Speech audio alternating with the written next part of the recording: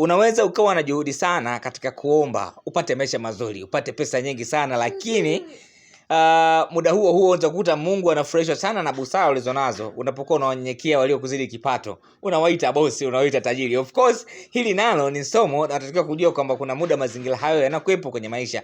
Hapa nimekuletea jengo lenye jumla ya vyumba 4 vya kulala. La muhimu sana of course kwa wale ambao familia zao ni kubwa na wanahitaji majengo makubwa zaidi kuhakikisha kwamba familia zao zinapata maradhi au zinapata huduma ya makazi ambayo ni ya kutosha, nzuri na kulingana na hadhi ya familia. Of course, hii hapa itakuhusu sana na itakufaa kweli, na utatumia jumla ya tofali za blocks 3500 katika ujenzi wa boma. Lakini kwa wale ambao wanatumia tofali za kuchoma, basi andaa tofali 12,000. Unaweza ukakamilisha jengo la namna hii hapa. Humu ndani vitu ni vizuri sana, vitu vile vizuri ndani humu vimo, kwa sababu jengo lina sebule kubwa sana. Naposema sebule kubwa sana, nafikiri ninamaanisha yani utaweka vitu vyako vyote kufanya sebule yako ipendeze na ifane kweli. Mbali na kuwa na sebule kubwa, pia kuna dining, jiko pamoja na store. Hivi ni vitu ambavyo vina connect na ni vitu ambavyo vinakuwa vinahusiana sana, vinatakiwa viwe karibu na kila kitu kiweze kuhudumia kwa kushirikiana na kingine. Mbali na hivyo, niweza kukutajia hapo, kuna chumba kimoja ambacho ni master complete kabisa, ikiwa na dressing room yake.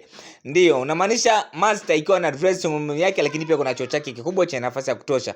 Mbali na hapo, humo ndani kuna vyumba vingine 3 vya kulala, ambavyo vyumba hivyo havina choo ndani. Kuna choo cha public na bafu vinajitegemea. Kwa sababu ndani humo kuna vyumba 3 ambavyo havina choo ndani, basi choo na bafu imebidi vijitegemee ili kuhakikisha kwamba kusiwe na foleni, kwamba huyu atamsubiria huyu atakayetoka humo ili naye aingie.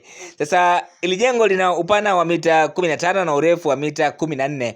Jengo limebalance sana. Kwa hiyo kama una kiwanja chako kikubwa, basi hili jengo linafaa kujenga hapo. Lakini pia unaweza kaa ushajenga jengo dogo katika kiwanja chako, lakini hili hapa likawa jengo kubwa katika kiwanja chako na mambo mengine yakawa fresh kabisa. Muonekano wa hili jengo ndo kama ambavyo unaweza kutazama hapa. Nimeweza kukuambia hapo awali, maombi yanaweza kawa mengi, kumbe Mungu anafurahishwa na busara ulionayo. Kwa hiyo jitahidi sana kuongeza juhudi katika kutafuta na sio kuomba sana, kwa sababu busara ulionayo pia inampendeza Mwenyezi Mungu. Pengine akikujalia zaidi, unaweza ukajikuta unakiuka yale ambayo Mwenyezi Mungu alikuwa anakuelekeza. Kwenye ile tofali nimeweza kukutajia hapo, kama utatumia tofali za kuchoma zitaenda tofali 12,000, lakini kama ukitumia tofali za blocks hapa utapeleka tofali 3,500. Juu kwenye bati kuna idadi ya bati 180 za futi 10 na mbao zake za kench ni 300 kamili. Muonekano na mpangilio ndio kama ambavyo unaweza kuona hapa. Kumbuka ramani unaweza kutazama nyingi zaidi kupitia WhatsApp yako. Kirahisi sana. Cha kufanya ni hivi, tutumie message WhatsApp, andika neno niunge kupitia namba hiyo inaonekana kwenye kioo cha simu yako. Hapo andika neno niunge tu.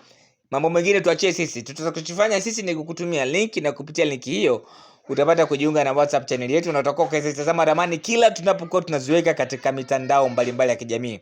Tunapokuwa tunaziweka huko, ina maana wewe utakuwa unazitazama kupitia WhatsApp yako, kitu ambacho kitakurahisishia sana. Lakini pia mara nyingi nimekuwa nawahimiza watu, hata kama hauna mpango wa kujenga leo wala kesho, jitahidi sana wewe unatazama ramani na unajifunza vitu vingi sana kuhusiana na ramani za nyumba, ili siku utakapoamua sasa ninaingia kuna ujenzi, basi unakuwa una vitu vingi sana vya kufanya, au unakuwa na vitu vingi sana unakuwa unavifahamu kuhusiana na ujenzi na kuhusiana na ramani pia, kitu ambacho kitakusaidia wewe kufanya maamuzi sahihi, kujua ni aina gani ya jengo unataka kulijenga, kwa nini, na bajeti yako inasema vipi. Kwa sababu mara nyingi watu wengi wamekuwa wakiuliza, hivi Juma, jengo kamiliza likachukua gharama kiasi gani mpaka kukamilika? Lakini majibu yao yanakuwa ni mepesi, kwa sababu gharama za ujenzi huwa hazifanani. Unaweza ukapatiwa gharama za ujenzi ukajikuta unakatishwa tamaa, ukaona kabisa kwamba mimi ujenzi siwezi, na hivyo inawezekana pia of course, kwa sababu hivyo vitu vinatokea na watu wengi wamekatishwa tamaa. Kwa hiyo ili utake kujua namna gani unataka kujenga, basi gharama za ujenzi huwa zinaamuliwa na hali ya maisha ya eneo ambalo wewe unaenda kujenga. Ukishalizingatia hilo, basi utajua material muhimu ambayo yanakuwa yametajwa hapo. Ukiyazingatia utajua ni kwa namna gani ujenzi wako utaenda kuwa. Karibuni sana.